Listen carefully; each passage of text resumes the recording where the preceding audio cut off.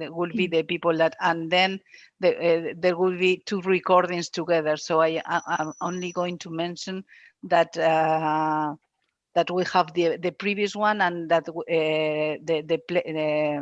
I will share the screens with what is the link to the previous recording, okay, and which are the next webinars. Only that.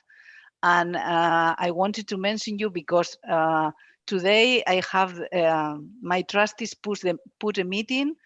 I don't know still till the last moment if I will have to be there or not, but perhaps if I disappear one moment at the end, it's because of that, okay, Concha? So no problem, that okay. happens. Satoko and my colleagues in that case, there. I will wrap up, yes. Yeah. Very well.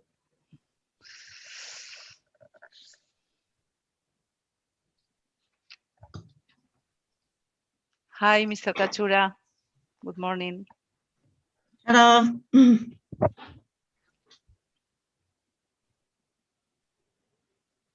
Oh, hello everyone.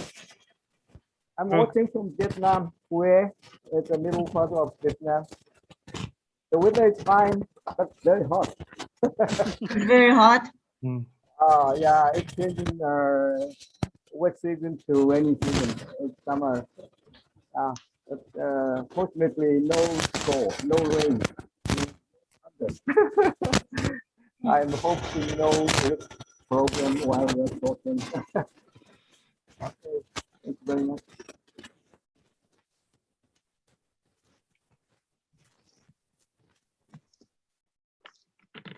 Right now, where I come from, Vancouver, is west coast of the Canada and US are suffering a heavy heat wave. Oh. Dozens of people are dying. All my friends in Vancouver, you know, because most of them don't have air conditioner. It's never that hot. So that's why like some older people are dying. It's a pity. It's just huge. 40 degrees, or even recording 46, 47 degrees. Oh, wow, I'm very. It's just So unbelievable. in the news is yesterday, yes. Yeah. Yes. Well, I'm not there right now. I'm still in Tokyo, but just my family, my friends, and I just everyone is like burning. The whole province is. Oh, we have some people coming in. And still some people saying that there is not climate change. I don't know how can they even say it, you know?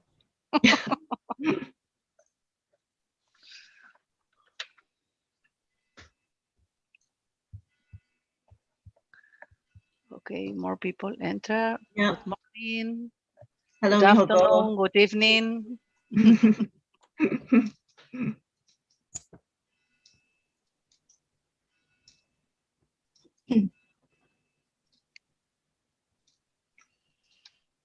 Let's wait a little bit till 2 minutes more. I'm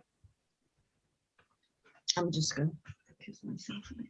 I will share now my my screen to explain you about the recording, okay? Let me see. Okay.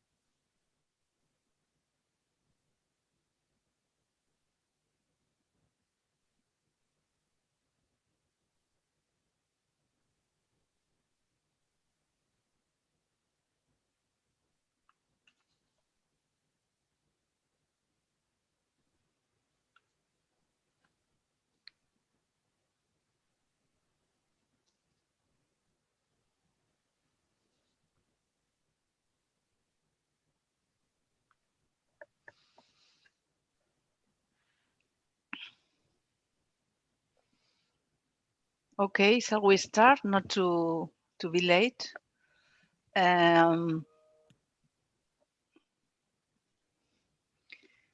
Welcome everybody. Good morning, good evening, good afternoon, whatever it is for your time. Welcome to the second workshop of this second webinar of INMP. As we mentioned the other day, the 23rd of June, we were having two workshops, webinars with Concha Rodá. The other day, we learned a lot with Concha about digital transformation, digital strategy, etc. And today we have the second part of this webinar, of this workshop, components of the digital transformation. So we will talk today more about technology, website, and other questions that were mentioned on the previous webinar too, and some of the issues that were important. Here you have where is the link to the previous recording. Then we will share it on our YouTube web page and on our web page, and we will try to spread it, all those two webinars. But here you have the link to the previous webinar for any of you that perhaps couldn't attend the previous one and couldn't see it now. So here you have. And to remind you that this is not going to be our last webinar. This is our second webinar before the summer. Then we will have like a little rest during the summer. And after September, we will have 3 new webinars. We will be informed, you will be informed about the dates of the webinars. Here you have Art and Peace and Artivism. It is supposed to be in September. Educating in Peace exhibits and educational tools in October, and Peace Heritage in November. As soon as we know more about them, who are going to participate, the exact dates, etc., and how it's going to be, we will inform you. So if we don't have your email addresses and if you want to be informed, please write us to these INMP coordinators. So once that we have all the information, we will share with you, and we will be happy that you or other colleagues can participate on those new webinars too. Okay. So after this small presentation, I give the floor to Concha. Now we are ready again to learn a lot from her. So Concha, welcome, and that's your time. Thank you. Thank you so much. Thank you so much. Welcome back to all of you that attended the last week's webinar, and welcome to the new attendees. Last week, we covered 3 of the main components of digital transformation. We talked about strategy, then audiences and content. And today we will talk a little bit about the organization and what it means for the institutions, all this digital change, and a little bit also about technology. And the second part we will dedicate to talk about websites, museum websites, and see what a renovation process of a museum website means. Well, digital transformation affects the whole organization. The what we do, how we do things, the processes. Transforms our ways of working. We are transitioning from silos, closed departments, not interacting with each other, to transversal cooperation. Of course, it requires training. In museums, we were not probably prepared enough for all this digital change, and new roles appear. We need new profiles in museums, and it alters the structures of the organization. The current environment and social change demands new ways of working, more connected, more agile, more cross-functional, and more user-centric, more visitor-centric. And then digital transformation may very well mean redefining priorities. For example, for many museums, digital was something nice to have or something they should be addressing in the near future. But now it has really become a priority for museums. And digital transformation may also mean restructuring the organizational chart and reassigning roles, setting new goals, also a redistribution of resources. And it's in fact an internal revolution that needs a strong leadership. It may cause uncertainty, it takes time, and it's an ever moving picture and moving faster and faster every day. For that, it's said that digital transformation is more cultural and organizational than not a technological shift. The culture of the organization is removed, and then digital can thrive. And for real digital transformation to happen, we need it to be embedded into the whole organization. And I say that it's not just that digital requires this organizational change, that yes, it is digital, needs that structures are more horizontal, that internal communication is very, very constant, and we need flexibility, etc., etc. But it's not just that. It's that the organizational change that it's needed to evolve museums for the new audience's needs is pushed and facilitated by digital. Sorry. So digital is a transformation driver, an innovation driver. We can focus on improving what we are doing, on being more efficient, on providing better visitor experiences, and doing better what we already are doing. Or we can also envision, start a path of innovation, trying new things. And that's why there are two very important aspects to address inside the museum or in any organization, and that's attitudes and aptitudes. First, attitudes. We need people open to change, open to collaborate, to experiment, to explore and try new things. An open creative mind is needed. Open towards new ways of connecting with the audiences and towards digital change. Open to accept this user-centered approach with a mindset of innovation. We must try to break the no attitude, because no doesn't take us anywhere. And the other day, at the end of the session, it was an interesting discussion or topic that appeared, that it was how to keep balance between this more visitor-focused organization and the mission of the organization. And that for Museums for Peace is an extremely important question to ask, because, well, of course, Museums for Peace have a very important, magnificent mission. And then how to keep this balance between this mission and their users' interests, expectations, and needs. Maybe Museums for Peace must not be just driven by the users' expectations, but I would say that's true for any museums.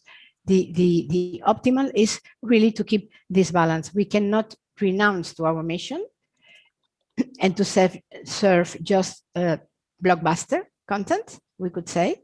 We need to keep this balance really, really well. But even for Museums for Peace, with that extremely important mission, also it's important it's important to keep in mind the users, because if they provide interesting content, well communicated, with a great audiovisual material, with powerful stories, etc., they will attract and maintain this engagement with users, which is really important. And now for aptitudes, museums need to set a permanent training in digital skills. There is a lack of digital skills in museums. We need to train people to use these cooperative tools to study the analytics, to learn new ways of communication, audiovisual production, data integration, also agile project management, and of course, these other called soft skills, which are negotiating, the team building, project leading, etc. So we need to really embed this digital mindset across the organization. And for that, prioritization is a must. And then to help organizations prioritize, there are several methodologies. One that I find very, very effective is this Moscow method. The M goes for must, S should, could, want. The must. Those are the activities, the actions, the projects that we must do. If we don't, we are not accomplishing our museum's mission. So those are compulsory. Then comes the should. We should do this, provided we have enough resources, enough people, enough time, whatever. We should do this. So those come second on the priority list. The could is the nice to have. We could do that. We cannot now, but maybe if we have some sponsorship or a new opportunity, a pilot project, we could explore this. And then I also like very, very much this last option, the want. It's important to tick off things of the list, of the to-do list, because we don't have enough money, enough time, enough people. We will never have all the people and the resources we need. So it's important to keep in mind the things that we want to do. Perhaps because we don't have the knowledge or we don't have the resources. And all these different classifications have to be flexible, because things can change, opportunities may appear. We may have a new sponsorship or a new member of the team or a new funding or a new technology. So we need to be flexible and open to catch opportunities that may appear. So maybe things that we have decided we won't do that. For example, we may have said we won't do a video game. But then what if a startup comes with a nice proposal and we can make some kind of partnership? So we need to remain open and flexible all the time and be adapting our strategy according to new elements that may appear.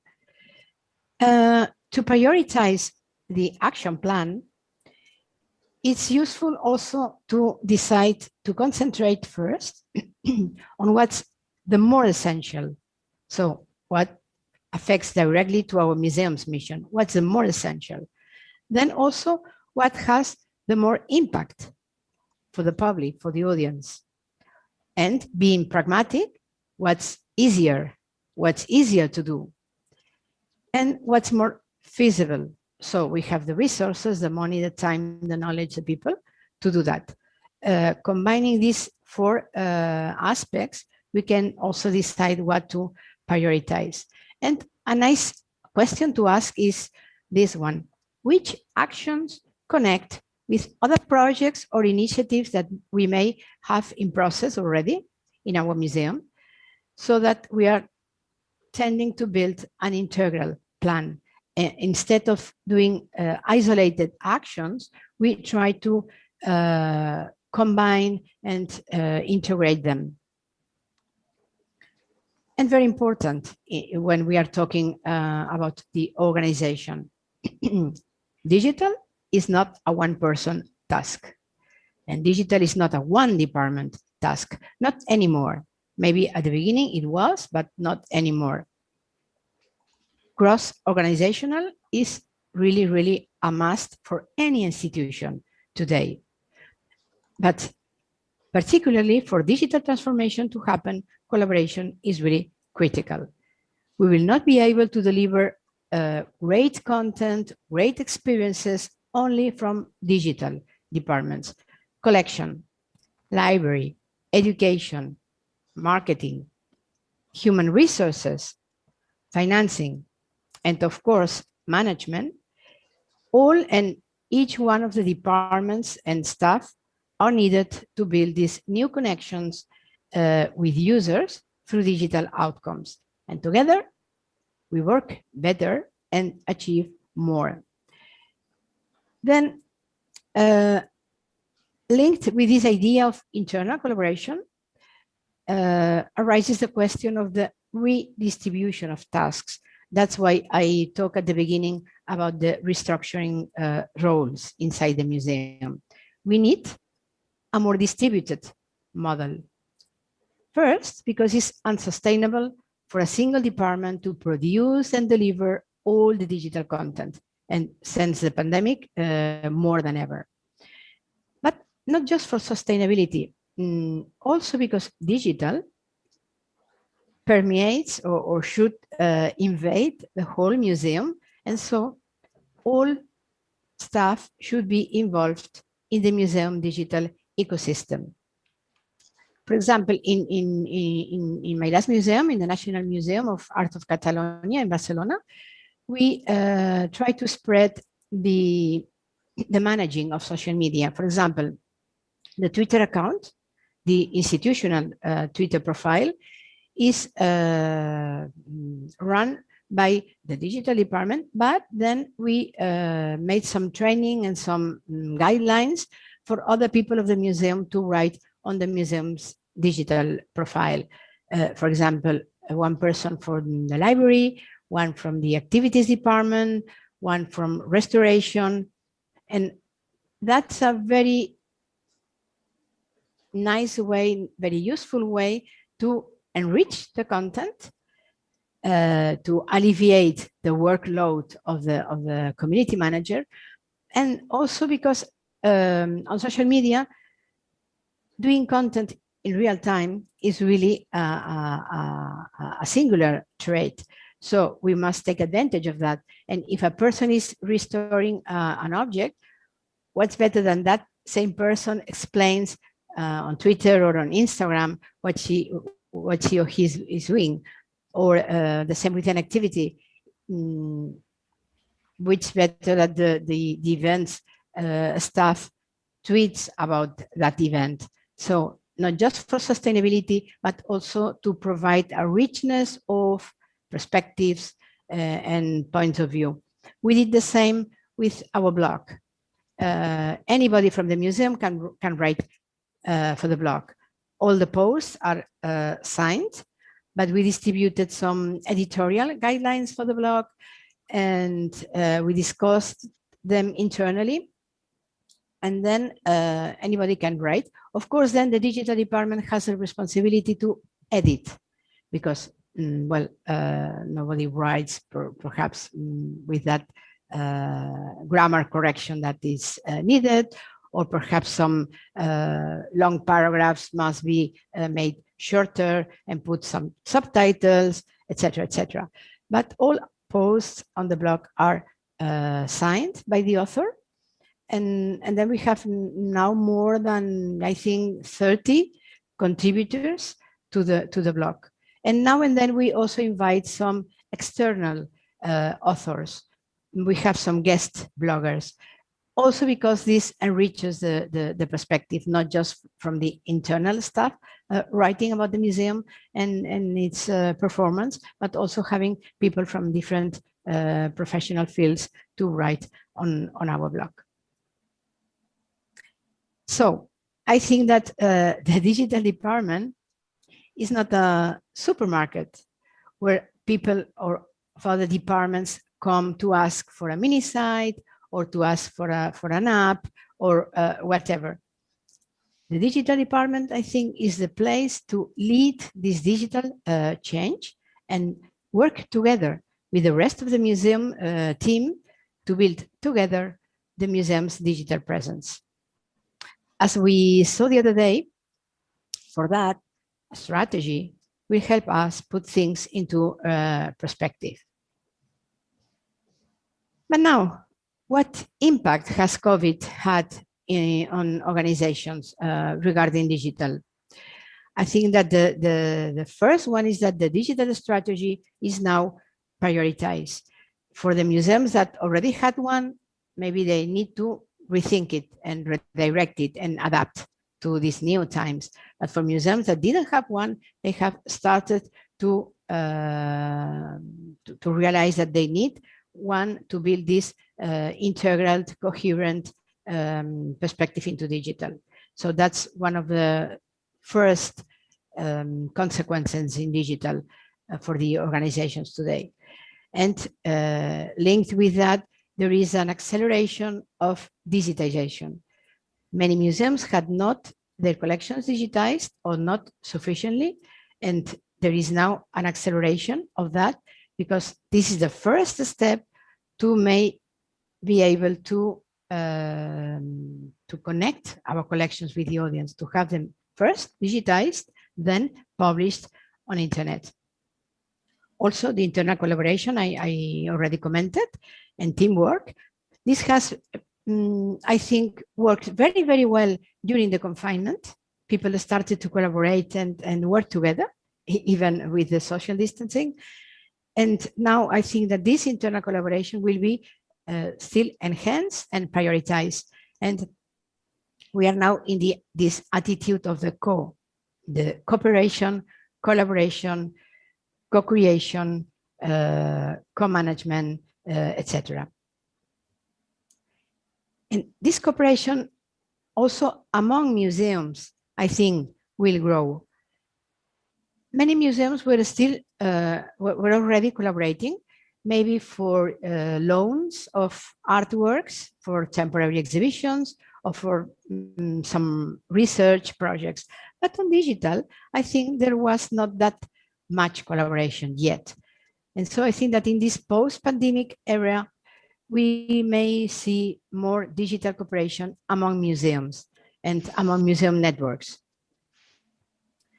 Perhaps this remote work will remain as an option, perhaps part-time, perhaps 1 day per week. I don't know, but remote work is now here to stay in many cases.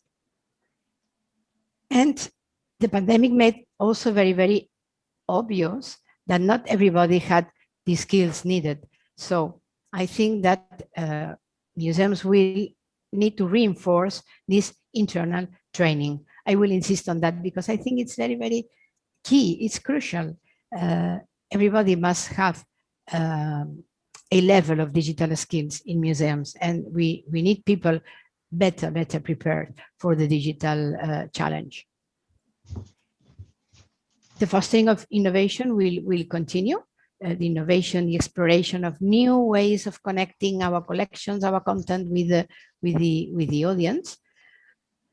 We museums probably have to activate the digital funding.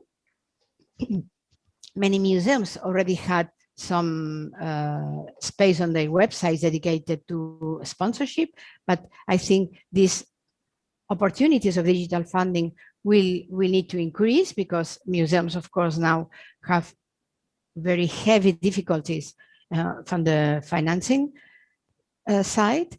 So maybe through digital, we can enhance the digital membership. That's already happening in many museums around the world. Before, we thought that these associations of friends, the friendship of museums, were just for people who visited the museum personally, physically, but now there is an extension of this digital membership, and members can access then to premium digital content. And so there is maybe a new way of funding for museums there. Or the online shops. It's very, very easy to put out there a platform for online shopping. People love to shop, as we have seen during the pandemic. So for museums, is there an opportunity as well?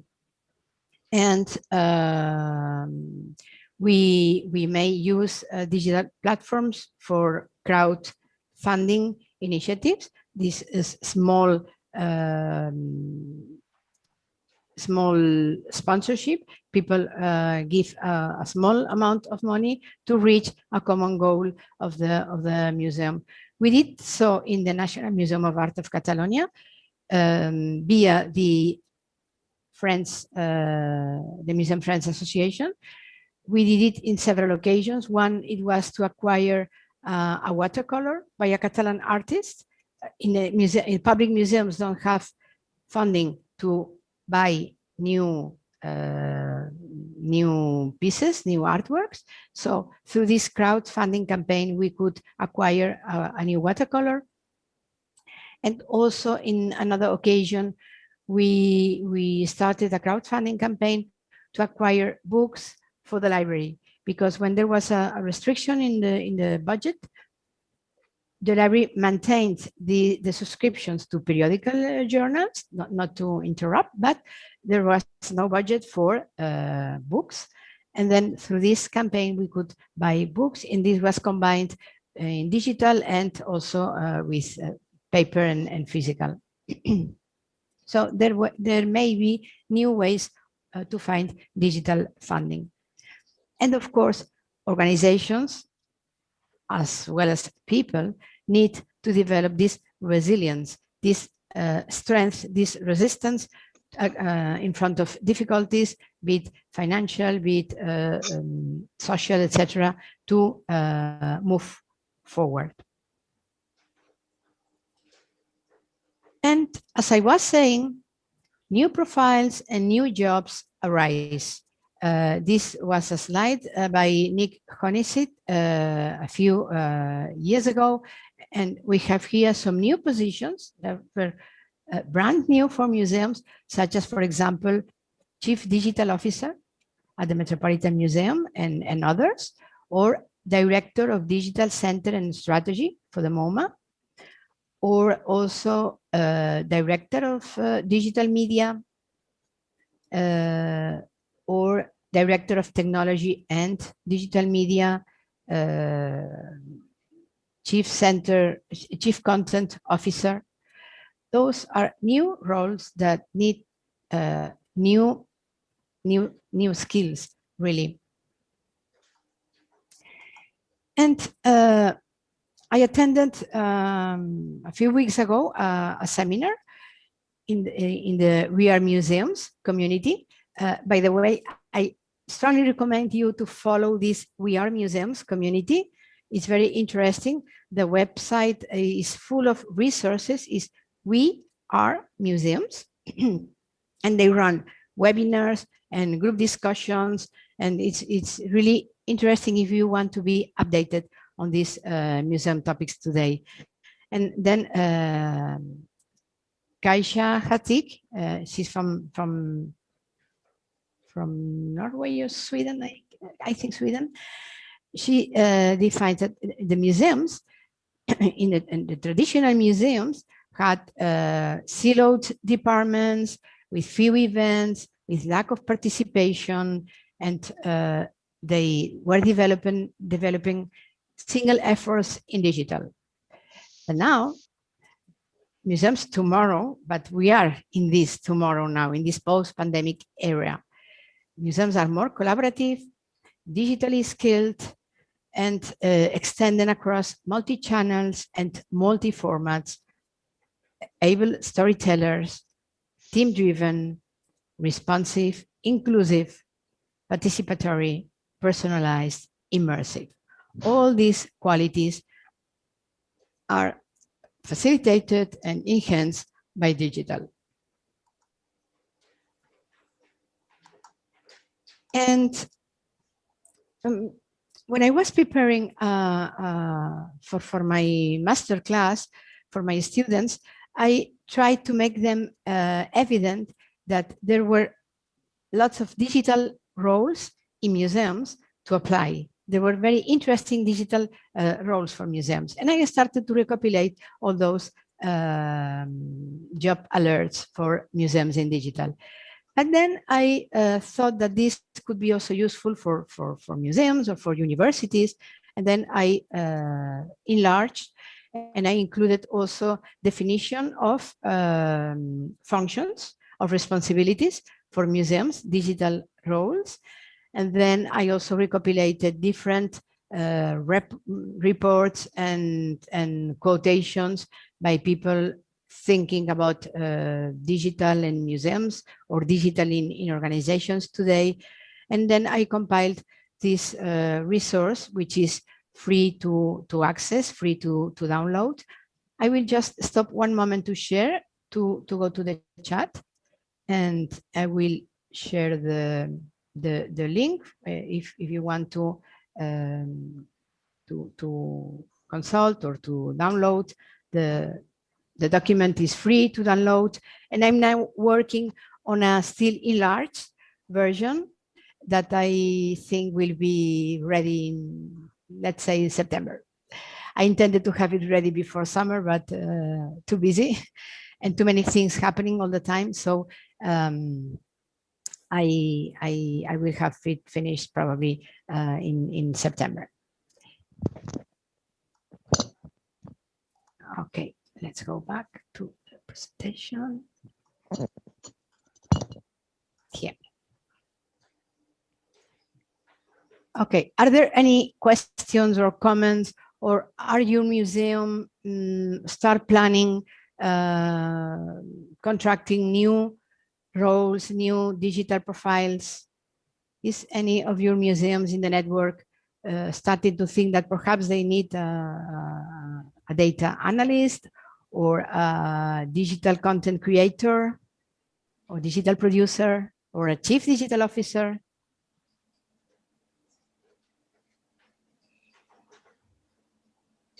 I think, Concha, as we are small museums, Okay. we need a person that can do all those things together, you know. And Yes, is that's able usual to for a small even, museum. yeah, that's the Yeah. question. It's Yes. true that when new people and younger people arrives, sometimes you ask that apart from guiding something or doing an exhibit, you know something more about digital, you know, videos, analytics, etc. But in small museums, it's very difficult to try to get only one person that will be dedicated to that. Yes, to the website, to social media, to whatever. But then it's more necessary even to train the people you already have. Perhaps you have someone that is very, very able to write good content for digital, but perhaps that person, I don't know, doesn't know very well how to produce or edit video. Then it's more important than ever to provide some specific training in digital for the people that you already have in museum. That it's important for any museums, but for small and medium museums, it's perhaps more important still. Yeah. I would have a question, please. Yes. Yes, hello. My name is Petra. I'm from the Netherlands. Mm-hmm. We have a very small peace museum and completely digital now. We would like to create a site or a page where we would show the links of other museums who have digital content. Mm-hmm. You said in your talk that the museums are starting now to pay more attention to digital content and that they're placing it on the site. Do you think they are also starting to be willing to share the information so that we can be connected and linked? For example, you have something on a special piece item. We would like to put it on our site, and that we would ask your museum, can we place the link, and are you ready for this? Do you think the mentality, attitude is already there, to cooperate free knowledge and free exhibits with others. Absolutely. Yes, that has been so for several years now. At the very beginning, it was not that easy, and you have to somehow ask permission for other institutions to link to their content, but that is a very usual common practice every day. And not just for generosity, which it may be the desire to share knowledge, but also because it's good for the museums that others link to their websites. This is also a ranking criterion by Google. The more you are linked by third parties, the better your website is considered. So you rank better on the SEO results, the search engine results. So yes, absolutely. Now I think people are very, very open to be linked, to have their content linked by others. Yes, absolutely. We will talk in the second part in depth about websites and website content. Yes. Is there any other question or comment before we continue? Okay, then I think we will go to the last item of the digital transformation process, which is the technology.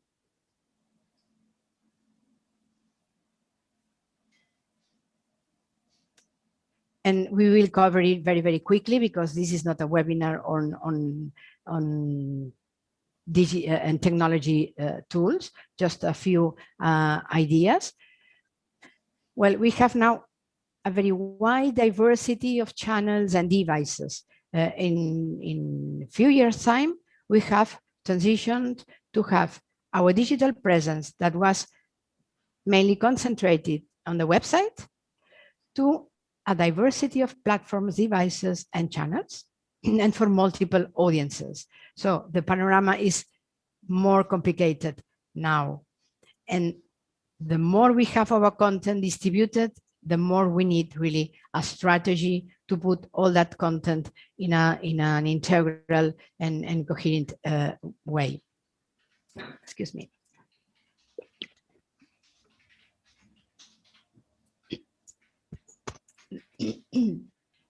And when I found this quote by Steve Jobs, I can say that it's really a pleasure to see that we are aligned with what Steve Jobs said back in 1997. 1997.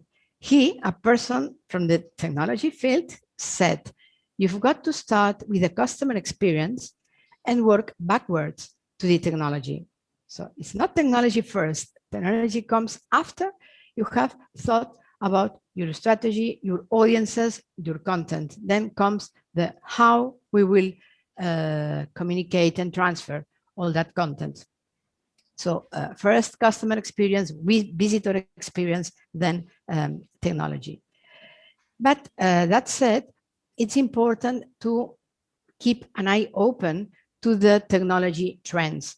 Perhaps we are not able now to develop something on virtual reality because we don't have the resources or the knowledge, but we know that virtual reality is there and that many museums are already using it. So it's important to know what they are doing. And so when perhaps an opportunity arises, we will be better prepared to adapt it. And so for that, it's very useful to keep an eye to the trends, as I was saying. The people from the Horizon report made every 2 years a report on education and another one on museum. The last one, however, was published in 2016. But it's still useful to see in the report, they divide the trends among those that are short term, that is 1 year to be implemented, then those of midterm, 2 to 3 years, and long term, 4 or 5 years. But since museums don't advance so quickly, we can see that some long-term trends that they set in 2016 are still in process of being developed. They said that short-term mobile content and delivery, participatory experiences, but still mobile, yes, but participatory, well, there are many museums that are not truly participatory yet. Midterm data analytics, that is very important. We need to measure, to know, and to advance. Personalization, again, many museums don't have personalization still implemented. And as long-term, they saw the cross-institution collaboration. This still is an issue for many, but much needed. And new roles for museum professionals. So I think that all those trends are still to be applied today for museums.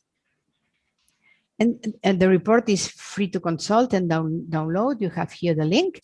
And this is interesting because for each of the technologies, augmented reality, virtual reality, online training, etc., they have a few thoughts, a few reflections, and then 2 or 3 examples of best practices. So it's a very interesting resource to consult. It's a pity that it's not, it doesn't exist a newly edition of this report. I hope they will be someday. Okay. Then, of course, we have many challenges. Many challenges in front of us. Otherwise, it wouldn't be fun. And when we are confronted to challenges, we fight to overcome them and to advance. That's why we need to be really resilient. In general, for organizationals, the people from MIT, the Technology Institution of Massachusetts, already back in 2011, they saw these 3 main challenges: missing skills, the culture issues, and obsolete or ineffective technology. I think that still these 3 challenges are an issue today for many cultural organizations. We need more skilled people. There are some cultural issues because change is difficult to accept and to adapt to. So we need to overcome this internal resistance to change, which is very human. And of course, we have ineffective or not updated enough technology in many museums. So those 3 challenges in general, I think that are still organizational gaps in digital transformation. And for museums, I have made another list. And I think first, we need still to keep digitizing. Still, we don't have the whole collection digitized, or we have just a small part, or even if we have the collection digitized, maybe we don't have the collection with enough data to make these objects discoverable and available to everyone. So digitizing is still one of the priorities and is one of the challenges for many museums. And now many museums are all digitizing in 3D, in 3 dimension, which enriches a lot the information and the exploration and the enjoying of the pieces. So digitizing and 3D digitizing also is a challenge. Then museums need to produce more content, more quality content, and distribute it in more channels. And we saw a lot about content last week and the need to have a content strategy in museums today. Museums need to develop better analytics, not just counting the numbers, how many people visit our website, but other elements, how long they remain browsing our website, what parts are more visited, which content attracts more interest, or more interactions, to know from where they come when they reach our website, also to know what's their experience, what's their satisfaction. So we need to develop deeper, better analytics. And of course, then study the analytics and apply the results. In museums, still, it's a challenge to integrate our data. Usually, we may have different sources of information entry. About visitors, for example, we may have the box office, maybe we have online ticketing, then we have people browsing our website, people on our social media. We have many different sources of visitor information, and perhaps we don't have a system that integrates all this data. So we really don't have a good deep knowledge about our visitors because it's scarce through different systems. Or regarding the collection, we may have the data of the collection, the collection management system. We have the data of the collection there, but then we have the library. Maybe we have catalogs from temporary exhibitions, or maybe someday we offered a conference, a keynote about something on the museum, but all those data are not connected. Here, I like to mention an excellent example of data integration of the collection, which has been recently run by the Victoria and Albert Museum, the V&A, in UK. And I think they call this part of the website Explore, because they realized that, for example, if someone asked, what do you have about any artist? They couldn't provide all that information integrated because they had the data on for example, about William Morris, a designer. They had the digital collection, then they had books on the library, then they have a video of that, some artworks of the artist. Then they also had an activity, and maybe they had a T-shirt on the shop. All those were disconnected. So they realized that, and they worked very hard to develop a system that integrates all data.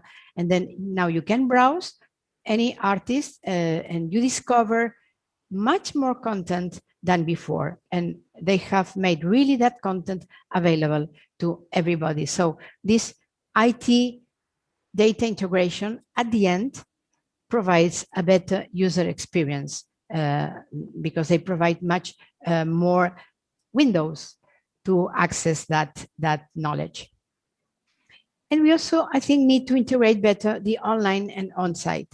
For some museums, those are still two parallel worlds, and this shouldn't be so, because in our lives, we are all day transitioning from digital to analogic, and then museums should also provide that environment, respecting people that want just to wander through the galleries and not have interferences, and just to admire the artworks or have a peaceful reflection. But for those visitors wanting to go deeper into knowledge, to access deeper layers of content, museums should also provide some digital mediation in gallery. As I said, not intrusive, but provide for those visitors wanting to have that deeper experience. And as for internal challenges, I mentioned already this. The resistance to change is still there. It's very human. People are afraid to change because what we know is much comfortable, but we have to push people outside the comfort zone, because there is where lies innovation. We need still to spread the culture of sharing. I was saying before that, yes, sharing, linking is very common today, but still, even inside the museum, for people to share what they know, what they have, their documents, their data. Well, for some people, it's still an issue, and we need to spread this culture of sharing and training. training, and more training is very much needed in museums today. I think that we can all be transformation agents, no matter the difficulties, the barriers, the internal barriers, or the lack of resources. Thinking is free. And a small project can be an innovation driver. So let's drive innovation and change and help others see the potential for our organization, for our museum, see the potential that digital tools and digital transformation can offer. It's not easy, so that's why they are those are challenges. But I think that most, if not all, museums today are immersed in this path. And then we have for now covered these 5 elements of the digital transformation: the strategy, audiences, content, organization, and technology. And I will, before going to the website part, I would like to know if there are any comments or any questions. And then at the end, once we have covered the website part, I will share a lot of resources for you to go deeper if you want to. There will be examples of museums having a digital strategy published online, accessible. And there are some charts useful, I think. And I have compiled a digital strategy checklist just to review all the things we may need to keep in mind. That will be at the end of the session. That for now, before going into websites, are there any comments, any questions, any complaints?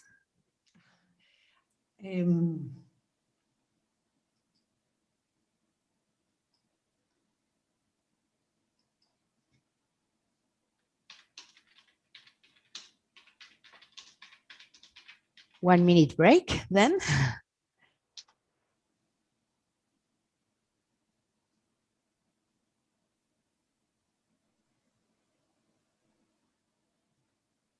Well, let's make it shorter because since it's recording, otherwise. Okay, then we will go to the. I think Roberta wants to say something, but I don't know, perhaps the microphone. Well, yeah, because I am talking in the name of Conflict Textiles. We are a very small, not a museum, but we work with museums, have worked extensively with Irache and others. And really, I think we have also to service and attend people who are not with this technology. Mm-hmm. And it's a huge amount. I don't think it's a must to transform everything in a very, take it for, because even though we have been working on all these kinds of websites and digital it doesn't replace the actual experience. I know. Yeah. So I think we have to be very mindful that also the staff that works in the places and that has given lots of time and energy has to interact with these in technologies in a very careful way, because their expertise is key. If we don't have their expertise, we don't have what to show, but the glamour of the technology that is per se empty. So I think it's a very delicate process in which the actual people, public, and centrally the content we want to pass on is taken gently and not in a very pushy way into technology.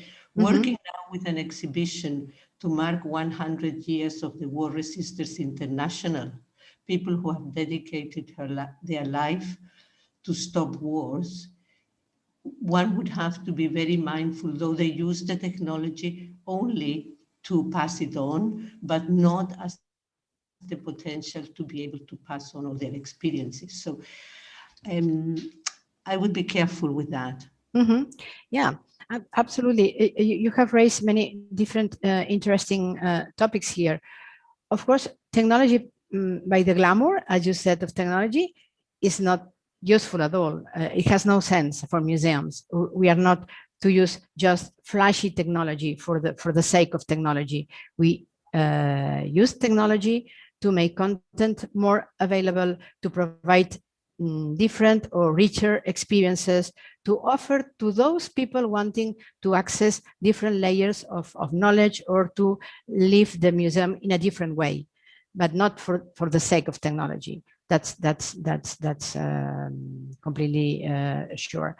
Then, of course, digital is not to substitute the physical experience.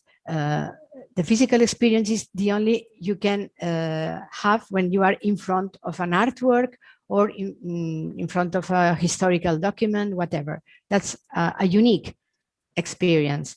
But for those physical visitors, digital can offer more information, more knowledge, more content, or a different experience.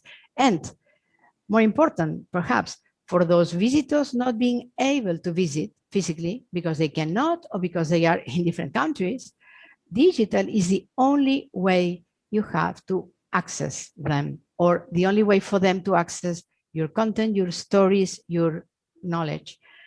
And also, yes, of course, there will be for some years still people that are not digital at all because they don't know how to use these tools or because they don't want to or they cannot afford. And we need to have them in mind as well. And we need to be inclusive for all visitors. But this is changing every day.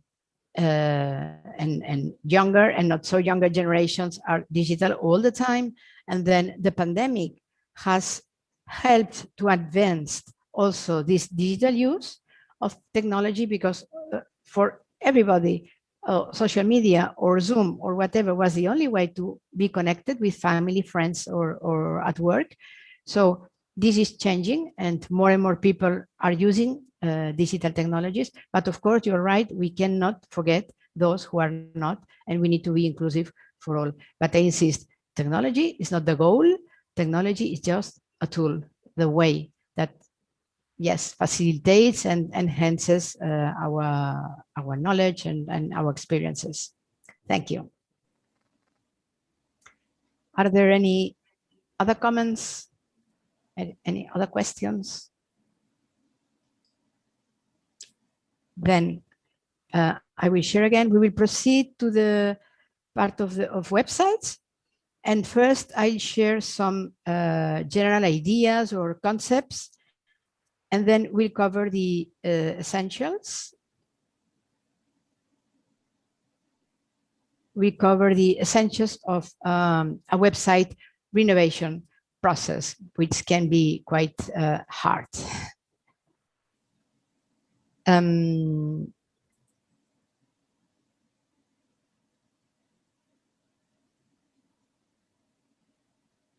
First, just to be all on the same page, a few words about the web trends I've observed today.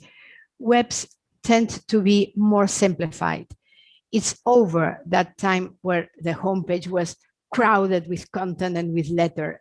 Webs are more and more simplified every day because it facilitates people accessing the content. And for that same reason, content is more visual, few text, bigger pictures, audiovisual, etc. So, and for art museums, for example, visual is really key. But I would say that for any type of museum today, and webs are or should be oriented to serve users' needs.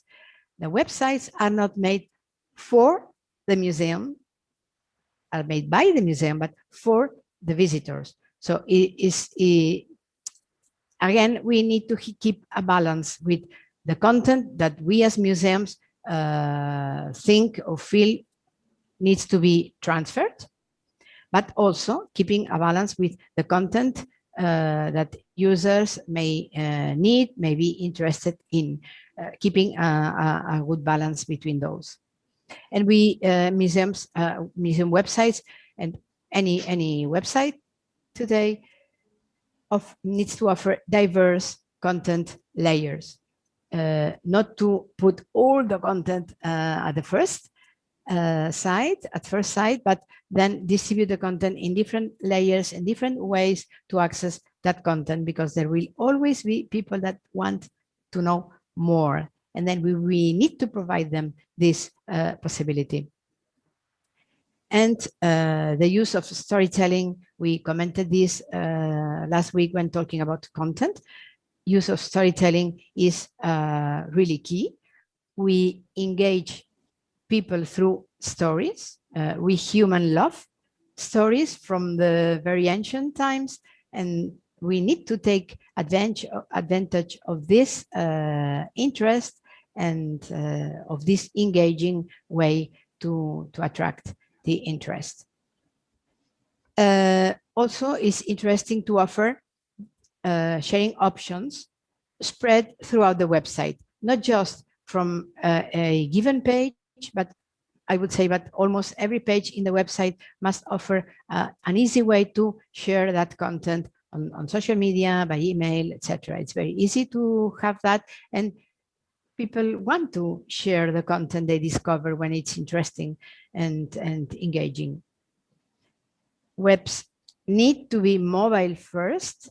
The browsing of websites is more and more done through mobile and still increasing. So we need to make sure our webs are responsive, and that means that they are not just adapted to the mobile format and screen, but this means also to rethink the website architecture, because of course we cannot show all the same content in our mobile screen.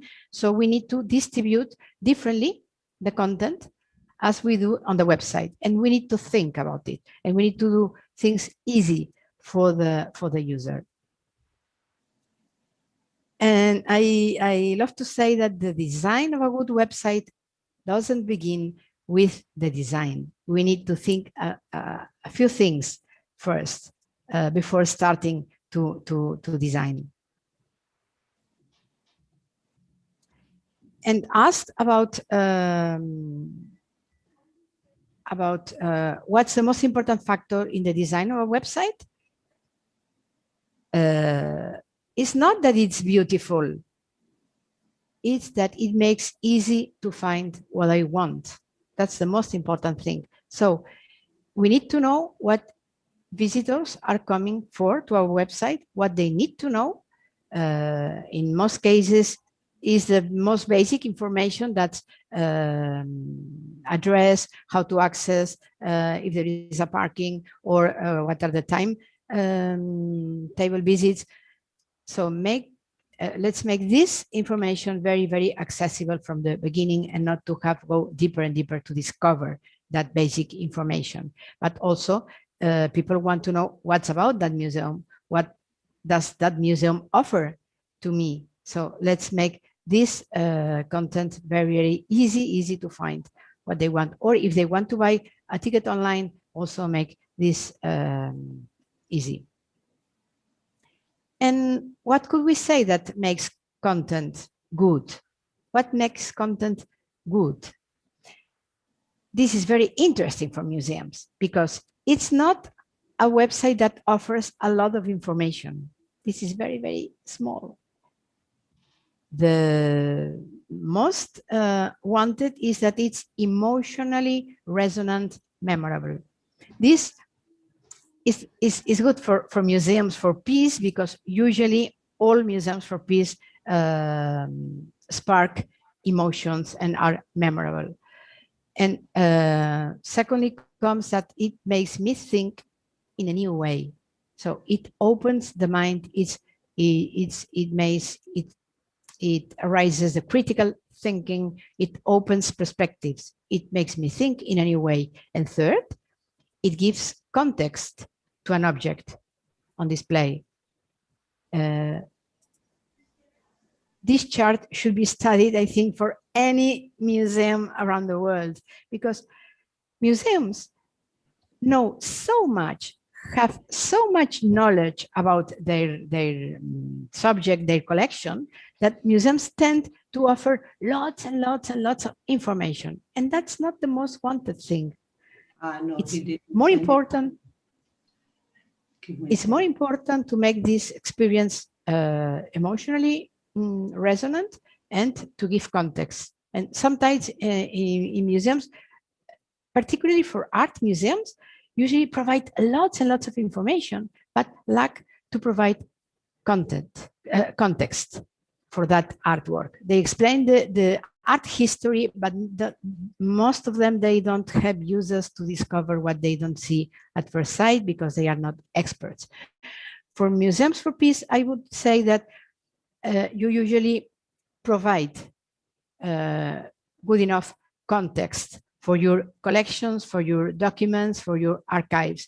What I have seen through your websites, you provide really good context and you provide stories. That's very, very powerful. And because of the subject, I would say all Museums for Peace are really, really emotionally resonant. So that's very important. Much more important than to offer lots of information, although of course museums need to provide information, but distributed differently in different layers and in a more visual way.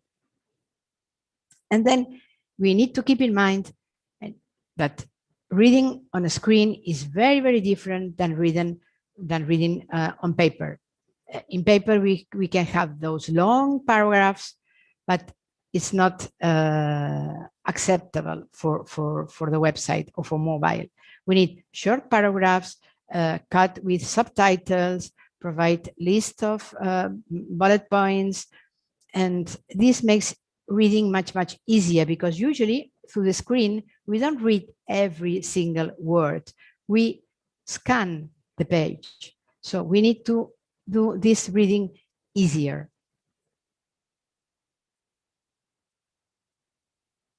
And what are the criteria to assess the quality of a website? I've listed a few here.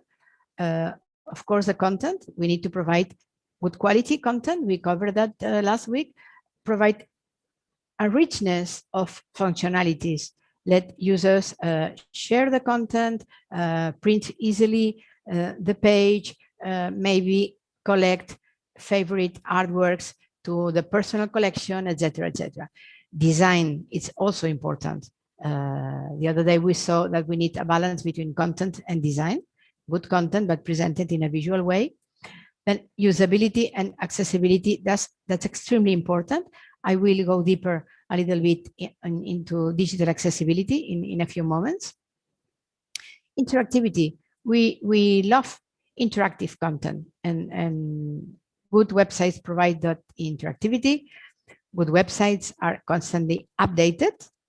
I've seen when reviewing some websites, content that was 2-3 years. The first content you find is from 2-3 years ago. That's absolutely unacceptable. And then we can have sort of a global perspective about the website. Is it interesting? Is it compelling? Would I recommend that visit, etc.? As for we want to go into each of these 7 concepts, just a few of them. About content, for example. Well, we could ask ourselves these questions and many, many others. If it's interesting, if it's attractive, try to review your website as if were the first time you access the website and as if you knew nothing about your museum. Try to put yourselves on the user's shoes and experience your website through the visitor's eyes. Is it interesting? Is it attractive? Provide enough information or maybe too much information. The third is extremely important. If the information architecture is clear, I would say is perhaps the main important aspect is the information architecture is clear and is consistent. The menu is our guide. So we need to think very, very, very well about which content we want to put on the website and in how we will organize that content. Of course, to ask if it facilitates the user's tasks. I also usually mention the Jerry McGovern top tasks. He always says that we need to know which are the main tasks our visitors come to do on our website and then prioritize the improvement of this accessibility to those tasks. And he even runs some webinars about top tasks on the website. Also to see if there are too many clicks needed to reach a given content. More than 3 clicks, you lose users for sure. So let's make access easy and with less clicks. If you can expand information and it can be personalized, you can maybe collect the documents or AdWords that you are most interested in, etc. If it's responsive, this is RWD is responsive website design. Is optimized for mobile, and if it offers options to the user, searching, print, save, share, comment.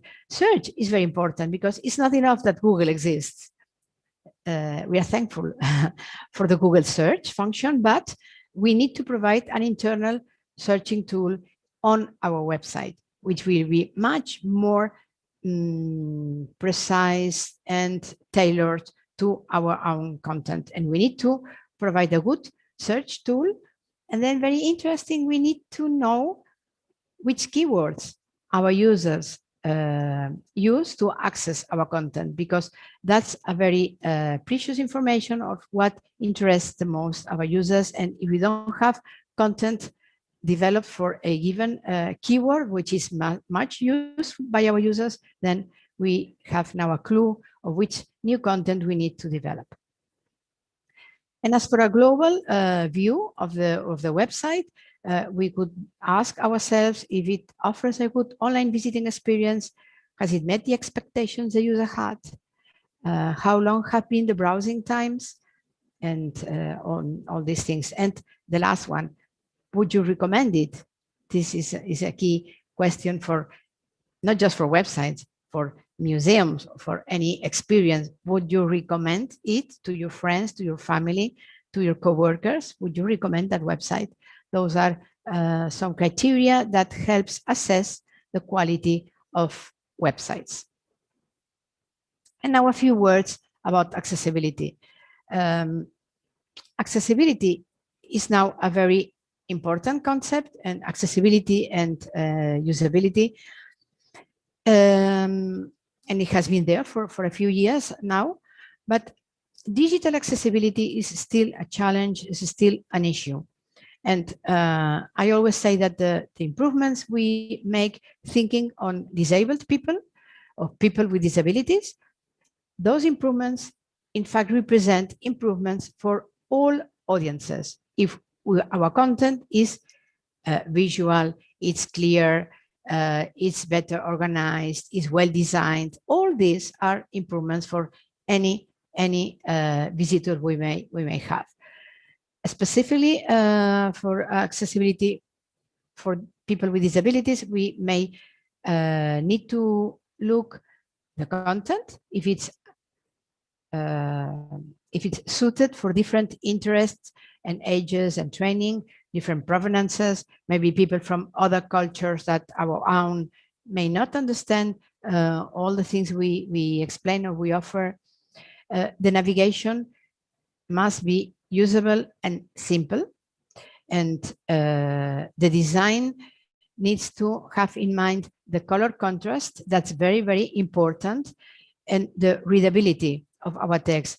Of course, people can enlarge the size of the text, but let's do it easy. Let's do it simple, and don't provide letters directly over images. that's not readable. That's not readable by machines. So for people with sight difficulties. So let's make this content easy. And from the technological point of view, responsive design, we have also mentioned this. And then be sure that no additional software is needed. Just the usual browser, and that's it. Don't require people to download X software to be able to access your content. And the semantic web is also, in the near future, a very interesting technological thing to make content more accessible, because then it puts in relationship the content of your website through the content, through the words, and then the content is more discoverable and more easy to access. And we need to follow this international standard. This is considered the international standard for website accessibility, the Web Content Accessibility Guidelines, this WCAG. And here you have the link, and those are standard guidelines. Some guidelines are very easy for any of us to understand and to follow. Some other guidelines are more touchy, more for technological experts, but at least you need to be you need to be aware of these guidelines to make sure that your developer or your external provider of the website will comply with these guidelines. And there is for public museums, at least, it's compulsory to comply with the AA accessibility. There is three levels. One single A, the website is not much accessible. AA is pretty accessible, and it's the standard for public museum websites. And then the AAA is for those websites highly accessible.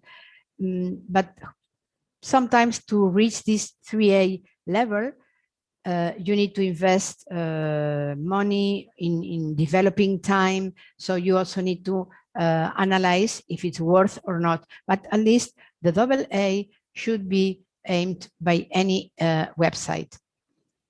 And the guidelines are based on the, before that, there is a resource, is in Spanish, but I wanted to share it with you here because it provides many useful ideas about accessibility and tools and resources. And for example, here's a short list. For any problem, there is a solution. For the site loss, we need to provide voice interaction and very important, images description. We need to be sure that all our images contain a very short description, because if we maintain the name of the file, which is numbers, and doesn't tell anything about the image, and the machines used for the people without loss to interpret the websites cannot interpret that image. And especially if the image is important to get the sense of the article, of the text, then it should be always go with, it should always go with a description. For people with low vision, allow the zoom. And for color blindness, provide contrast. We have mentioned that before. For people with hearing loss, then provide subtitles and transcription. And for low mobility, for people with low mobility, we need to be sure that the interaction points are of a minimal size, that if the finger touches that point, goes to that point and not to the point on the left or on the right. You need to provide a size acceptable enough. And I'm sure that there are lots of resources in English. This one that I shared before is if you have to consult just one, this is the one to have in mind, and to make sure that your developers comply with those guidelines. And there are also free tools to audit the accessibility of your website. You can find many of them in these resources or search in Google. There are free tools to evaluate the accessibility of your website. And usually the tool, if detects a problem, it also offers a possible solution to that accessibility problem. And then accessibility in these international standards is based on those 4 principles, these 4 principles: perceivable, operable, understandable, and robust. Perceivable means that every part of the website should be able to be perceived by every visitor. And this means that content should be available in multiple formats. And it considers also accessible design choices. For example, the good color contrast we mentioned, or the typography. So it can be discoverable. Then operable web content must be able to be accessed by every visitor. So this means also people who use adaptive devices, and those who may suffer from seizures of physical reactions, and it must be also be easy to navigate. Users must be able to operate the interface. Then websites should be understandable, and content that can be readable and easy to understand. So you have here to consider the language. If you use abbreviations, you must consider also how intuitive the website is, and also analyze if it acts as in a way which users expect this to act. And well, so it should have some sort of predictable user interface and easy to learn and to remember. And finally, it must be robust. This means the website should be compatible for use across different devices and different browsers, including these assistive technologies that are used by people with disabilities. Okay. Then the renovation of the website. What for? I've been told that some of Museums for Peace are in the process of thinking about the renovation of the website, and the international network of Museums for Peace is really planning the website renovation. Why do we need to renovate the website? I've listed here some of the reasons. You may have other specific ones. Very easily, we need to adapt our offer to the evolution of the technology, of the evolution of the social users. And we need to enrich our platform with more content, more functionalities, more interactivity, more anything. We want to provide a quality experience. We need to improve our accessibility, as we have seen, and the usability. We may want to offer our website as a space of participation and interactivity. Very important, we may need to improve the information architecture, and sometimes with the system that we may have, it's not easy to change the menu of the website. To change the information architecture may very well mean that you need another content management system. We may want to renew the design and to make it more contemporary, more visual, more dynamic. We may need to improve our visibility and to improve our SEO ranking. So that means that the search engines find our content easier. And so we may appear on the first page of the search results. Or we may want to have a content management system, a CMS, more efficient, and that can be maintained by other people, not just the web master. Some content management systems are obsolete and not flexible enough, and we may need to have a new content management system that provides very simple sort of layouts, templates for any person that's not an IT person, that's not a developer, and can update the website in a very easy way. So we need easy, agile, flexible content management systems. For all those reasons, and maybe some other reasons we may think of, it's necessary for our website to be renovated. A couple of examples that have renovated the website into 2020. In 2020, this is the new Van Gogh Museum website. They already have a wonderful website before that was renovated, I think, in 2014, maybe. And they have simplified very much the menu, but still they have improved it. As you see, the menu has very few items and the language options, and they provide stories. And stories is one of the main entries of the menu. So very simple. The home page, tickets and visit. This is the most practical information most visitors need. Then if you want to know about Van Gogh and art and stories, this is the place to go, art and stories, and then about the museum and the shop, the store, and that's it. But this website is very, very rich in content. I really recommend you read these stories, and they really invite you to discover more, explore, start reading.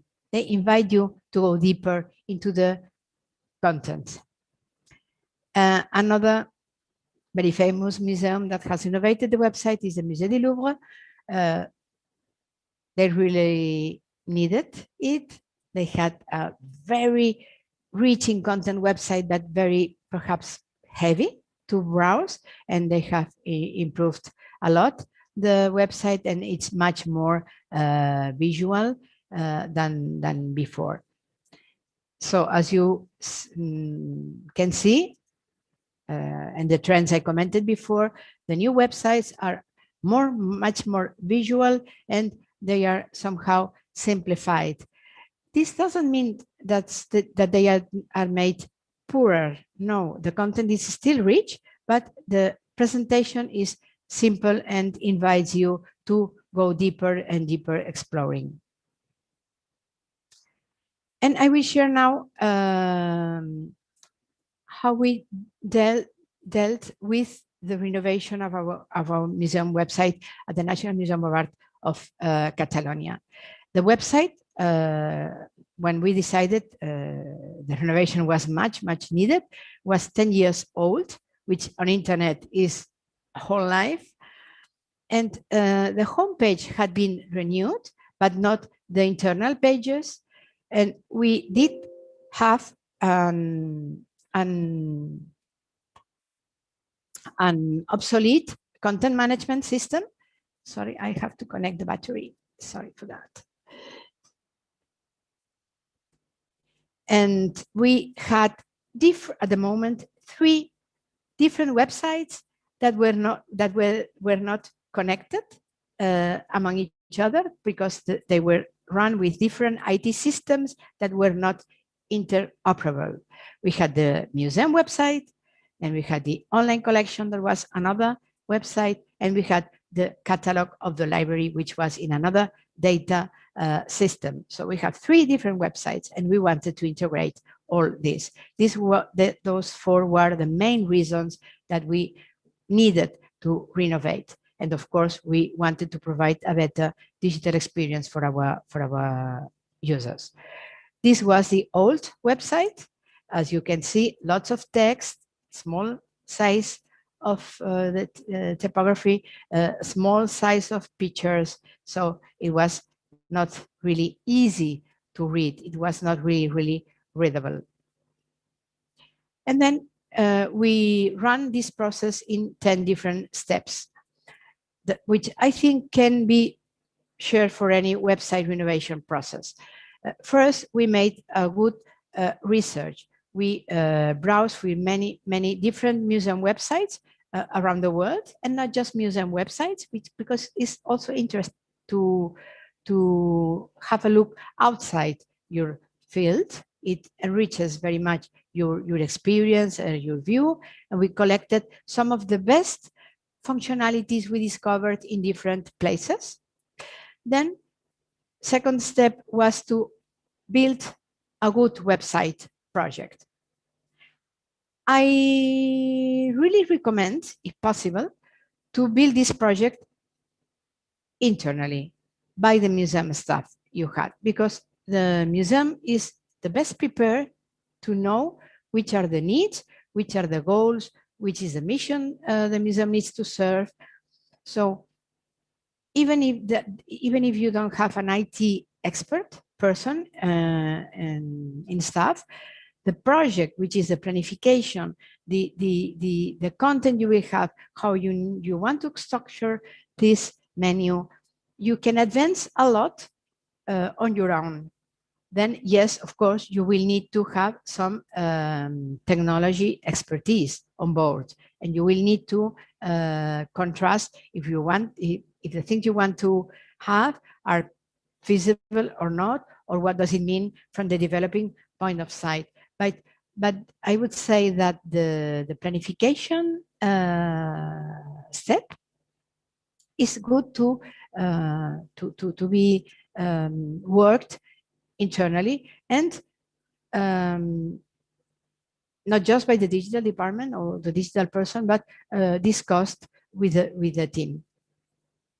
Then, since we were a public museum, we cannot contract directly. We needed to run a public contest, a public tender, and to run a provider selection. And in the process, we also involved the rest of the museum, because it's very important to listen to the people's needs, what the curators need of the website, what of the visitor services know the visitors' needs. So you need to listen to everybody's perspective, and to discuss this internally. And it's interesting to do this mainly for two reasons. First, as I was saying, to be really aware of all the needs the museum can have, but also because at some point you will need people to contribute with content, with pictures, with ideas, with whatever. So it's much easier to get cooperation if you involve people from the very beginning. And then we for that we run a kickoff meeting to start and to share what we had in mind, and to integrate all the views and the needs that the rest of the museum had for the website. Then we also involved users in the testing process. For museums, it's very common and very usual to plan and to think of activities or projects or content or events or digital projects for the users, but never consulting the users. We develop and we design and we prepare, and then once finished, we share it with the public. But it makes sense that if it's intended for the public, it makes sense that we integrate users' vision and perspective also from the beginning, and to contrast and test our project before it's completely finished. Because if you have to change things, it's easier to do it, easier and cheaper to do it during the process. We also developed some content strategy, which architecture, with which organization, which menu, which would be the main menu and the sub menus, and what content didn't need to be on the website. Not just because you have a given content, that this means that it has to go on the website. If it's useful, yes. If it's necessary, yes, but not every content needs to go on the website. And we also detected what content needed to be created from scratch.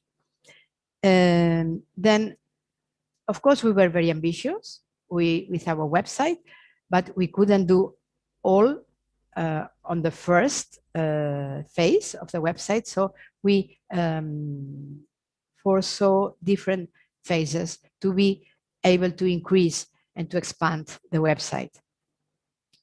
Then once the website is finished, you need to launch and to communicate that you have a new website and invite visitors to come to your website.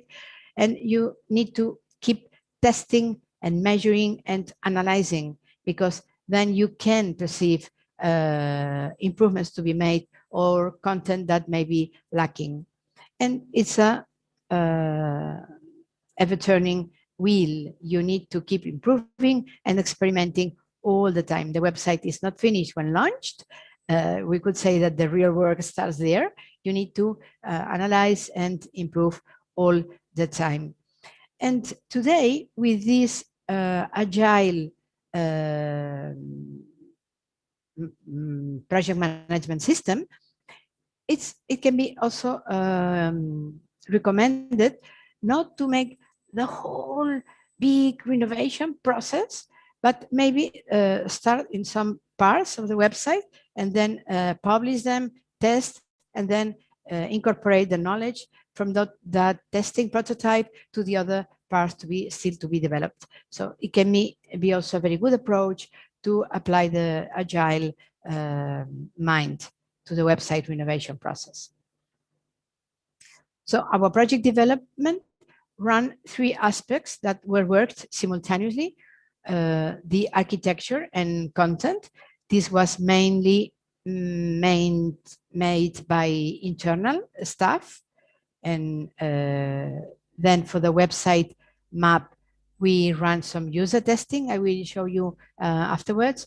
And we selected which content could be reused, such as it was, and which content needed to be created from scratch. For example, we didn't have much audiovisual content at the time, so we started to produce more videos and audiovisual content for the new website. Then the design. We had some ideas about design, but of course, we are not website designers. And after the tender, the selection of the provider, we worked together with them to have the website designed, and they present the different wireframes, and we run some user testing, and so we worked the design with them. And then the technology part. We decided, before having the public contest, we decided that we wanted a content management system that was open source. That means that it's open by everybody to use. You don't pay a license. It's open. And since we are a public museum, we felt that it was okay to use open source management system. And this has been, after that, a few years after we had the website renovated, this is something that it's made almost compulsory by the Catalan government to have open source systems for the public museum websites. And we decided previously that we wanted to use the Drupal CMS. What's that? Because we didn't want the providers to come up with different CMS, content management systems, that were owned by a proprietor. We didn't want to have different systems proposed to need to study them. So what we did, we were not computer experts, we were content experts. So what we did was to make some research about the museums that had recently renovated the website and ask them which CMS they used and if they were happy with that CMS. And at the time, the Louvre had renovated, the Tate also, and some other US museum also, and all of them were using Drupal, and they were happy with that. Of course, there is not the perfect CMS for you. You always have to work to adapt to your needs. But in general, Drupal was proving to be quite good CMS for museums. And so we decided that we wanted to have that one. So on the contest, we said that we wanted the provider to have Drupal as the content management system. And then we made compulsory for the developers to comply with those international accessibility guidelines to be a AA website. And we wanted to integrate our 3 different databases, collection, library, and museum integrated together. So we work all these 3 components simultaneously together with the provider. This was the first graphic design proposal we received by the provider.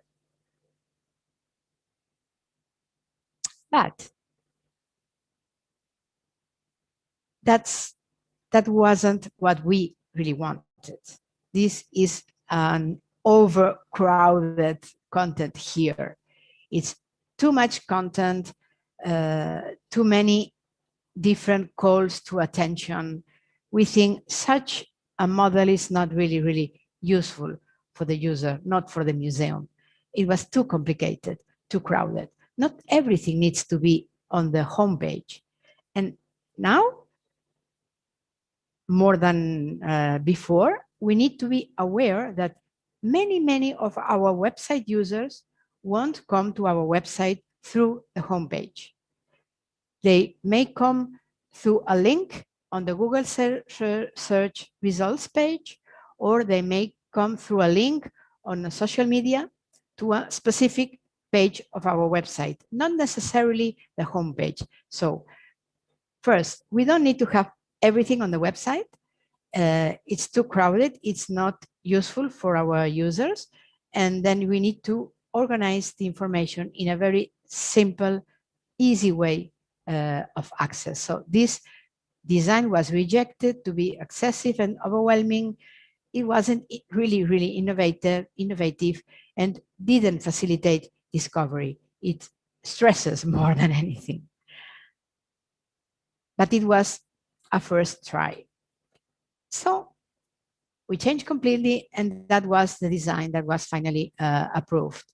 It has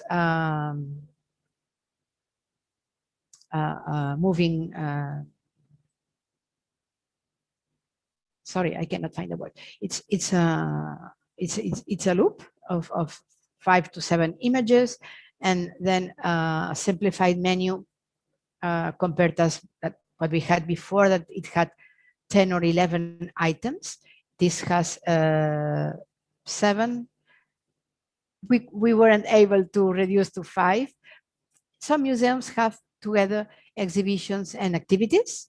We still needed to have them separately because we had a very rich archive of the past exhibitions, and we decided to keep them separated. But many museums put together exhibitions and events, and then learning, and then participation, and of course the collection. But first we put the visit.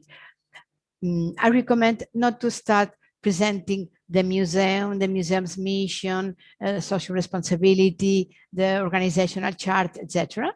We have all these, but at the end, but starting with the visit, because we detected that most users of the website wanted to visit the museum, and we wanted to make it easy. And then this is a page of an inner page. When you roll the mouse here, it opens this submenu of different options. This is one specific artwork record. We have the big image here. We have other related images. This is a Gaudí armchair. We have the description, and the tags, etc., etc. This is quite a complete record of our online collection. And then you can search the collection. If you are logged in, you can save it as favorite, etc. And at the about part, we have also our strategy plan published. We have some explanation here, and you can just download the strategy plan 2019-2022. It's a PDF. We have translated. Our website is trilingual. Catalan because it's our language, then Spanish, of course, and then English. We have everything trilingual. So we translated also our strategy plan. You can download it here in a PDF. And we have also a browsing of the 5 main aspects of the strategy plan. This is social, the collection, knowledge, impact, that's communication, and management and financing. And you can browse or you can download the PDF. We think that's an effort to be transparent to our visitors. This was a website map of a preliminary. It's a first version of our website map, our website structure. And what we did was to test this structure with real users. We run card sorting with different types of users. We had students, an architect, a designer, a teacher, an older user, an expert on digital. We had several different types of users, and we presented them our 7 main options of the menu, and provided with cards to see how they would organize that content. And we discussed it, and we compared their organization with our preliminary organization, and made some adjustments, some arrangements to better fill that user testing experience. This is very easy. It's cheaper. They were voluntary. We made a call through social media, and it provided very useful insights for our organization, for our website architecture. So I really recommend this. And then we provide them with free tickets for the museum whenever they wanted to visit, and some books of some catalogs as a complimentary thankful. But they were just voluntary, so it's very easy for any museum to run a card sorting test. And the provider had also a software to do what is called the eye tracking. That means that you ask the users to complete a task, and the software analyzes where the user's sight goes first, and then you can see if how you have organized the content is easy for the users to access that content. And it's important for me, I think, that the museums very clearly state their mission or what they are about very easily, because there are museums, especially if they have the name of the founder. This happens a lot in United States, and you don't know what's the museum about. So it's very useful to post in an easy way and very visible what's the museum mission. I recollected here some of the Museums for Peace missions, and it's very nice to have this very, very clearly stated and in different ways as you see. And you don't need long text to do that. You can be very, very concise and here just, for example, this Kyoto Museum for World Peace, they say, see, feel, think, take your first step towards peace. Very simple, but very powerful, very inspiring. So I really recommend to have the museum's mission made very, very visible. And very specific as well. For example, the Guernica Peace Museum, it's, of course, the museum exists because of the Guernica bombing. So it's very necessary also to precise this, to be specific. And they say the Guernica Peace Museum is a theme museum setting out the culture of peace. That's general and can be shared for any museum for peace. But then it was inspired by the tragic bombing of Guernica, setting out the two themes, history and peace. That's a very good definition of the museum, I think.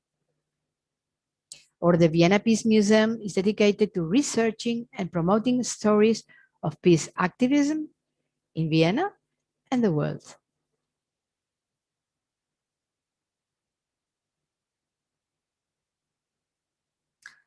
So, when museums run a renovation process, some of them share their lessons learned. And for example, the Museum of London share those lessons learned through the renovation of their digital content project process.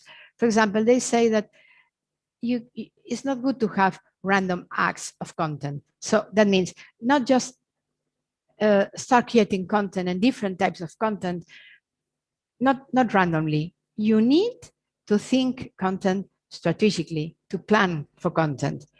It's good to provide serial content. Netflix, for example, has accustomed us to watch series, and series are appreciated by any type of cultural consumer, younger and older. So it's good to provide serial content on our websites, on our video channels, on our blogs, etc. It's also good to break activity or content into smaller units, not to provide a very long post on our blog. We can divide it in 3 different posts, for example, and make this serial delivery. And it's important to have a dynamic calendar and resources. It's good to have an editorial calendar. We commented this last week, and that to be dynamic, to be adaptive and flexible for new content needs that may appear.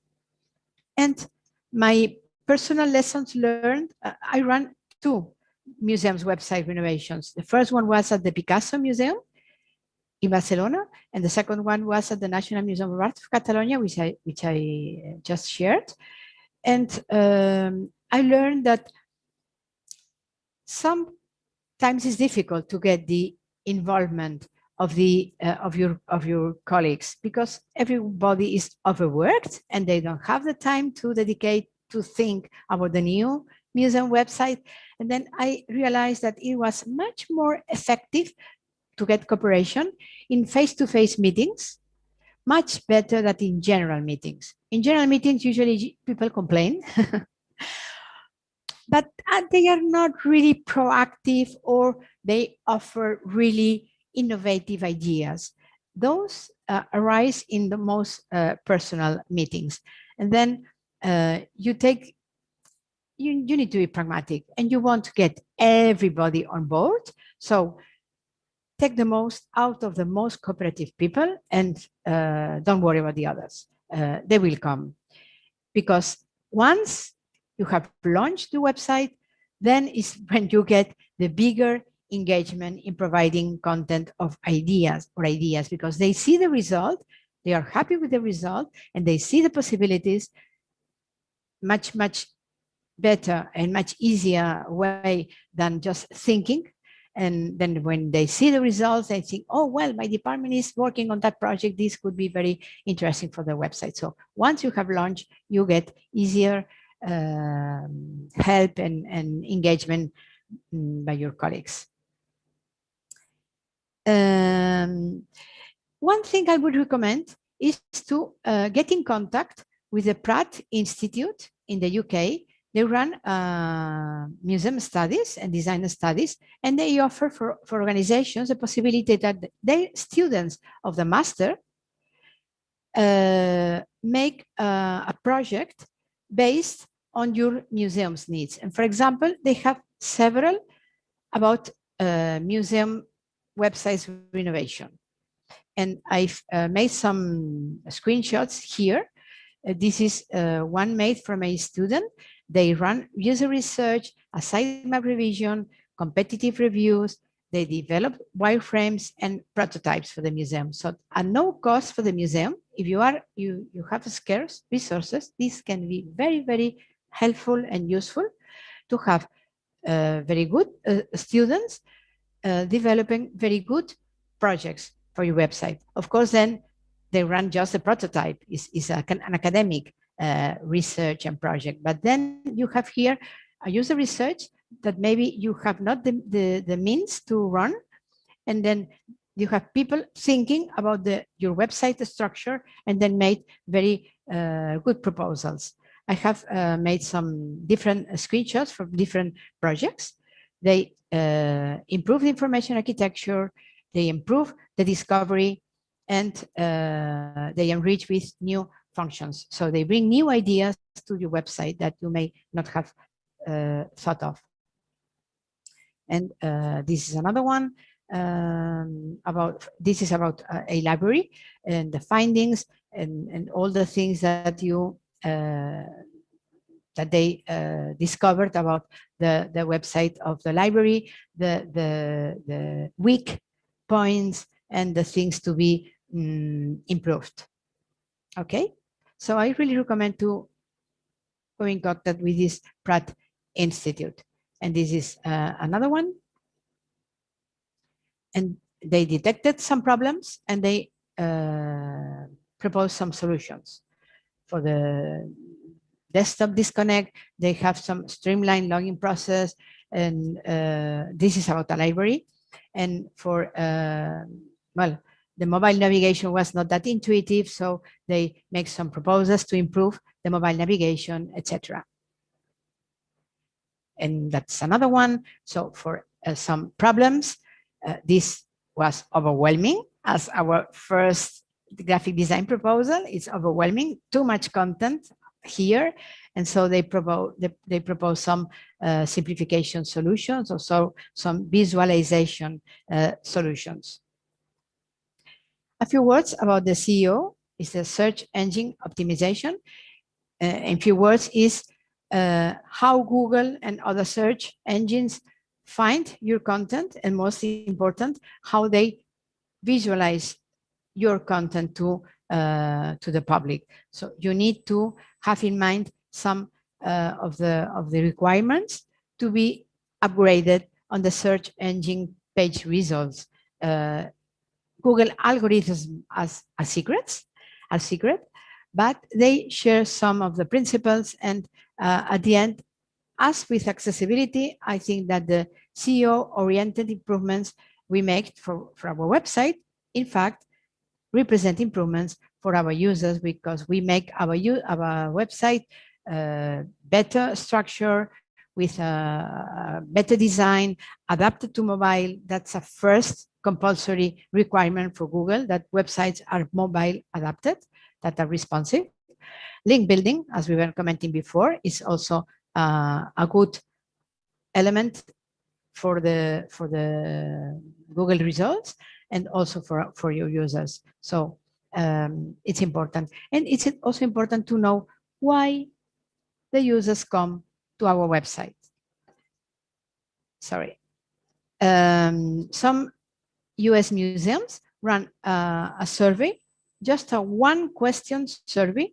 What's the main reason for your visit today? And then they discover, for example, that for the Indianapolis Museum of Art, it was to plan a visit to the museum, find information for professional purposes, personal interest, or make a transaction. Or for the MoMA, the Museum of Modern Art in New York, the pop motivations were, I enjoy looking at art, I'm an academic looking to conduct research, or I'm searching for exhibition and events. So and all these museums found what were the main motivations of their visitors. And then they responded accordingly. And we need to measure, and to measure, to improve. There are lots and lots of indicators we can collect, but I recommend to keep them short, because otherwise we won't be able either to collect them or to analyze them. Here you have some of them, for example, from audience engagement, the user comments and posts, the social shares, the page visit time, the downloads, and the opens or click-throughs of the emails and the links you offer. And now I won't comment all this. I leave them here. You will have the PDF available. There are some resources of museums that have their strategy published. If you just have to look one, I recommend this one. It's from 2013, but this was the first museum in the world to have a digital strategy published, and all the concepts are still valuable for today. They have published updated versions, of course. The Andy Warhol Museum also has a digital strategy available and shareable. This Nordic Museum. The Derby museums have a digital engagement strategy that goes a step forward, not just a digital strategy, but a digital engagement strategy that can be downloadable. This Judicious Museum in Berlin has summarized in a single page their strategy, the implementation of the digital, the online strategy, embrace this audience-centered approach, the culture of networking, an open access strategy, and this organizational transformation that goes hand in hand with digital, and some of the things that they would develop. Hello, Concha. Yes. It's 2 hours now, so yes. Yeah. I will be finished in 2 minutes. Yes, maybe if you can try to you. wrap up in 5 minutes or so. Yes. Yes. And those of you who have to leave, please feel free. We're gonna have the video available later. Yeah, please go on. So interesting. Thank you. Just very quickly, these were museums that have the strategy published, and from here on, I share with you some resources, presentations that can be useful. I recommend to go to those links on the slide share to see other resources. This one is the other main element I would recommend. This digital engagement in culture, heritage, and the arts by Jasper Visser and Jim Richardson is freely downloadable. It's a 50 pages resource. It offers different engagement frameworks for you to work collaboratively inside your museum. And well, different frameworks, I just leave them here for you to have a look afterwards.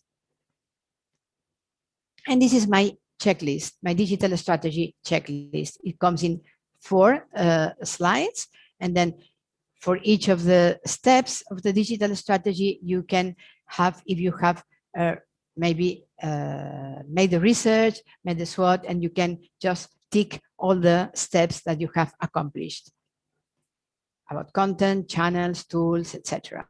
Action plan. And then, of course, you have to communicate and to evaluate your digital strategy. I leave here this checklist for you just to have. I would recommend that we need to plan, but we need to take action, if possible, today. I would invite you to think, what can you just do tomorrow to start changing things?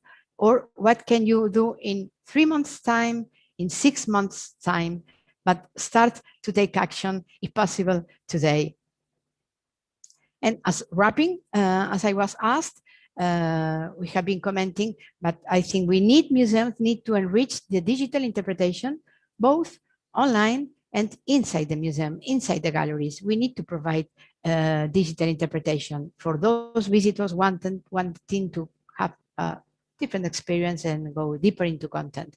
And we need to create quality content for the audience, focus on engagement, adapt the technology that it's usable, suitable for the public, not the most flashy technology, just the technology we need, not more.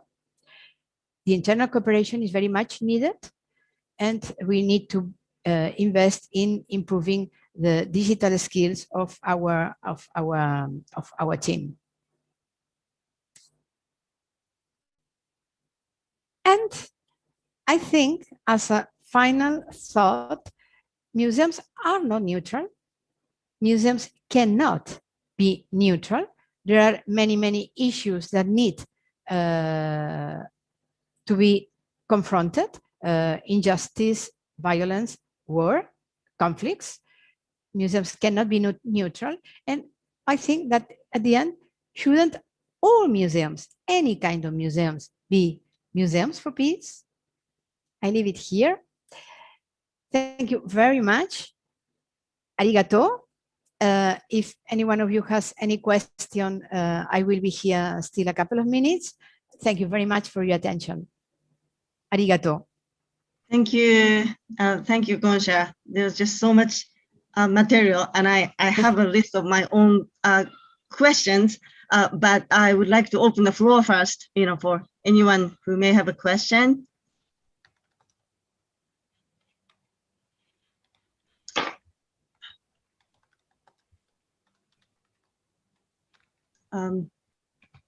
Wait, I'm going to remove pin.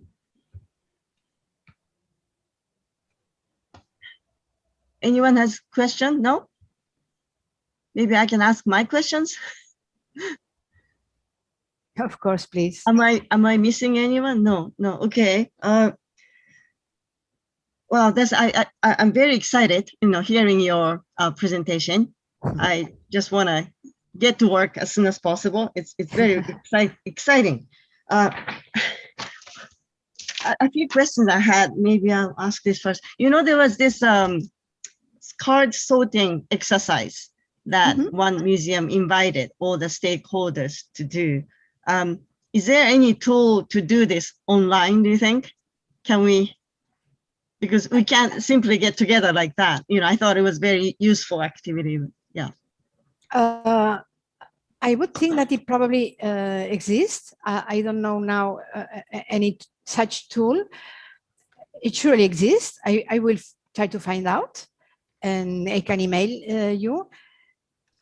Yeah, but, I'll do look into it. Now that we can have and be social again, I would really recommend to have it on site, because then the interaction, it's very easy, very quick, and people get much involved. But I'm sure that there is some tool online. I will try to find out.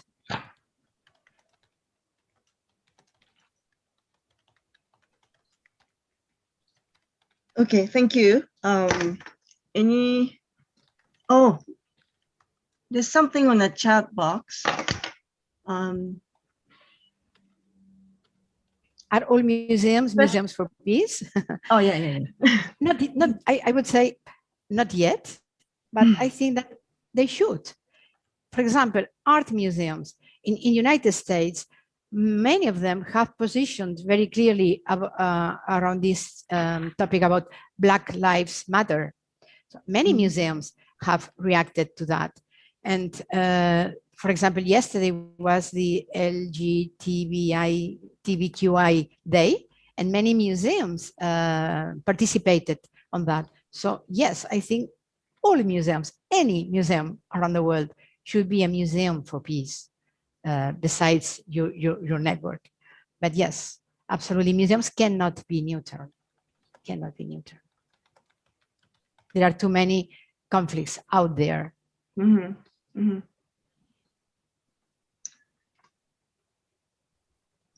Okay.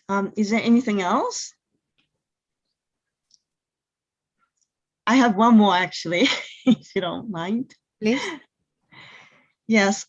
So you've demonstrated so many models and a list and charts, and there's just so much.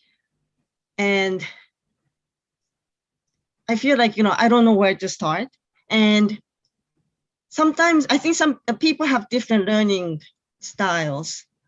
Like when I look at all these, list of to-dos, then I feel like sometimes I lose my intuition.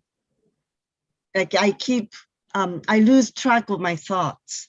Like when I try to follow everything that I have to do. So my question is, where do you start? And how do you incorporate more of a spontaneous, intuitive thoughts or ideas or creativity with all this quite analytical model? Like yeah, I think it's a balance between sort of a left brain and a right brain. Yes. Yeah, could you comment on this? Yes, thank you. Yeah. I'm aware that I have shared a lot of content, but some of the content is just for you to use as a resource whenever you have the time or whenever you feel the need to go deeper in some aspect. But then, yes, yeah. To start, I would recommend to start with your museum's mission and objectives, to have that very clear in mind. Right, right. Then to go to your audiences. Which audiences do you have? Which audiences you still don't have but would like to reach, or do you feel you need to reach? And then once you have the objectives and the audience, try to start thinking how through digital ways and tools and content, you can fulfill those objectives for your audiences. This would be a very simple first framework to act. Objectives, audiences, and then see how digital can enhance or facilitate all this. And how to keep being intuitive. I don't know. I don't have a formula for that. I would recommend to have an open mind and open eyes. Open mind to change, to accept new things and new ways. The world is changing, so we need to keep an open mind, and also open eyes to watch, to see what others are doing, to see what others are doing really well, to see which digital projects seem to be more successful, more engaging. It doesn't need to attract millions of people, because maybe for your museum it's not that important, but to see which projects reach more engagement. I think digital engagement is one of the goals to reach through digital, to have people more engaged. So to keep an open mind and to keep open eyes. And from all the resources I have shared, I would prioritize the digital engagement framework by Jim Richardson. This is the 50 pages report, and it provides very useful, thoughtful reflections and good examples. And I think that this is very, and it contains the 10 main items to discuss and to think about in museums to engage this digital engagement. Thank you for the question. Okay. Thank you so much. I think this also makes me think in two tiers, because we're a group of museums, right? International Museum Network of Peace. But the network itself, it's not a museum. So I think we have to think in like two different categories, two different tiers when we build our new website. Yeah. I don't have an answer for that, but I think, yeah, we have to have kind of two different brains to. Of course, you don't have a collection, but you have a collection of collections, which are all those international, all those museums. So there is a great potential there. Yes. Okay, I think we've gone over 15 minutes, so it's probably a time to wrap up. And anyone else has any burning question or comment they wanted to make? You okay? Akiko-san, you're smiling. Is there any comment? You're okay? We can hear you if you wanna unmute yourself. Well, thank you very much, Concha. Well, it's full of lots of inspirations and encouragement for us. So I really appreciate your 2 weeks workshops for us. Thank you very much. Thank you. Thank you very much to all of you. Thank you. Yes, we'll definitely get back to you with more questions. Sure. Thank Whenever you want. want. So much. Yes. And as Irache showed at the beginning of this webinar, we'll have a summer break and we'll come back with more webinars in September, and we'll make announcements. So please keep tuned with International Network of Museums of Peace. Thank you very much, and have a great summer or have a great winter, depending on where you are on this earth. Okay. Thank you. Thank you very much. Thank you. Yes, we'll provide a video recording of this. Thank you. We'll be in touch.